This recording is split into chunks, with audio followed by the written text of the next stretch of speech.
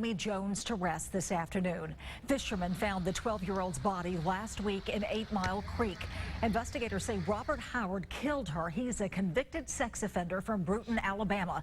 He is behind bars in Escambia County without bond. He's due in court on June 30th. Prosecutors say they may pursue the death penalty. The Department of Justice announced the arrest of many other accused child predators on the same day of Naomi's funeral. News 5's Hayley Minogue joins us now with more on how the community said goodbye to this young girl and on an operation aimed at protecting other children. Hayley? Roseanne, a huge crowd came together at Friendship Missionary Baptist Church. Some friends and family, others strangers, all united in love for Naomi Jones.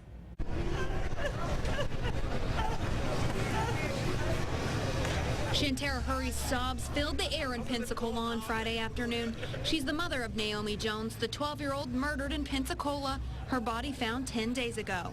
Naomi was a wonderful young girl who has just really impacted this community, and so many people that I know her, and I just thought that today was important to be here to just show support to this family. According to the Escambia County Sheriff's Department, Robert Howard, a convicted sex offender, used social media in some way to commit this crime.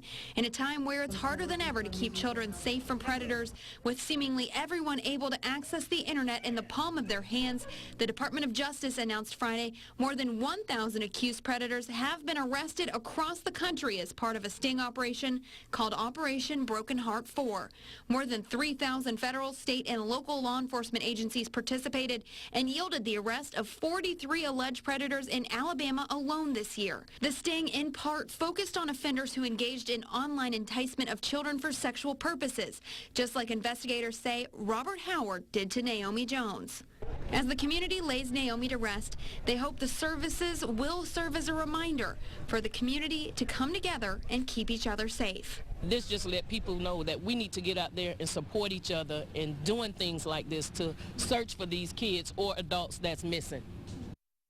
Robert Howard, the man accused of killing Naomi Jones, is set to appear in court again on June 29th at 8:30 in the morning. Live in the studio, Hayley Minogue, the Gulf Coast, News 5. And thank you very much, Hayley. A motorcycle officer is hit after escorting family members to graveside services for Naomi Jones. Officer Brad Budden has a broken leg and will have surgery tomorrow. Rena Gray hit the officer as she turned at the intersection of North 12th Avenue and Barr Street.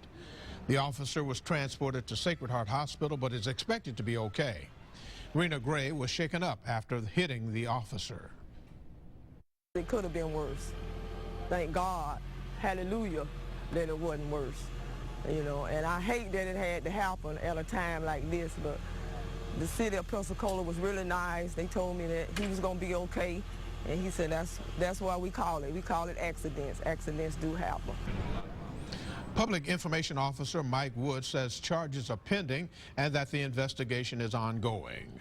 The city of Mobile is taking a closer look at a controversial ordinance that could change the way minor criminal offenses such as marijuana possession are handled, issuing a citation instead of jail time.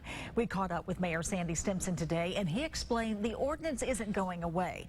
The city simply needs to fine-tune a few things. Based on it being put out first and some of the initial feedback we got, we realized that we needed more homework to be done to make sure that every T is crossed, every I is dotted.